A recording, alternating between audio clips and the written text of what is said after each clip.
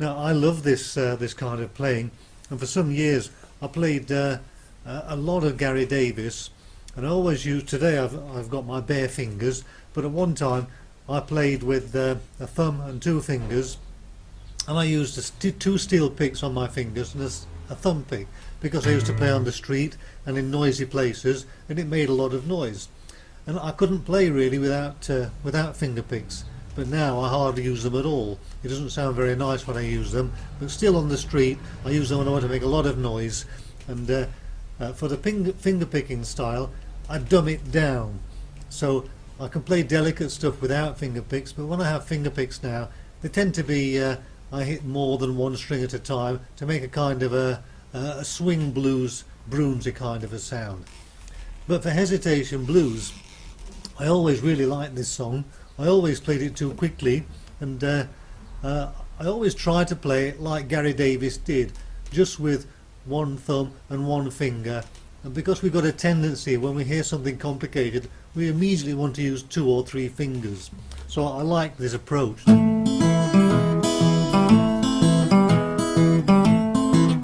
So he uses the hammer-ons, and he makes his first finger move quickly to get that sound that sounds more complicated than it is. And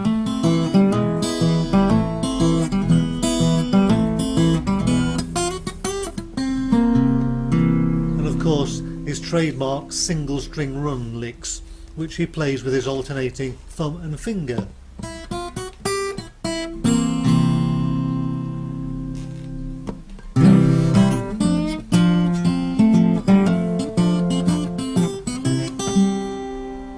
It's a great feel, but of course you can play it in a number of ways depending on your style. For example,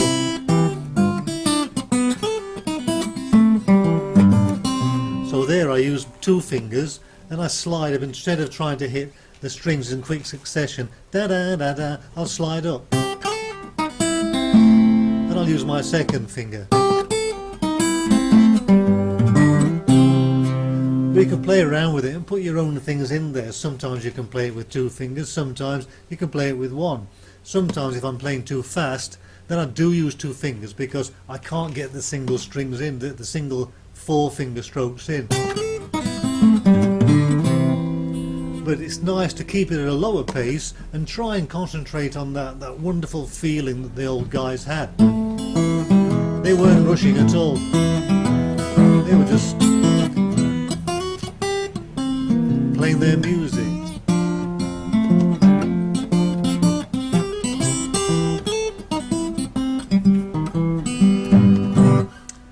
And I think that's the key for a lot of this music, if not all of it, apart from the Blind Blake ragtime pieces, which are kind of slick and joyful and mostly technique.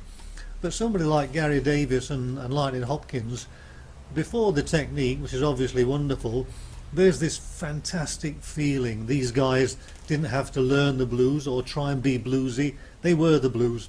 It came out of themselves. And of course they used to take a lot from the past, from the early songs, and adapt them and change them. But somebody like Gary Davis, for me, was one of the real masters. He could play anything really.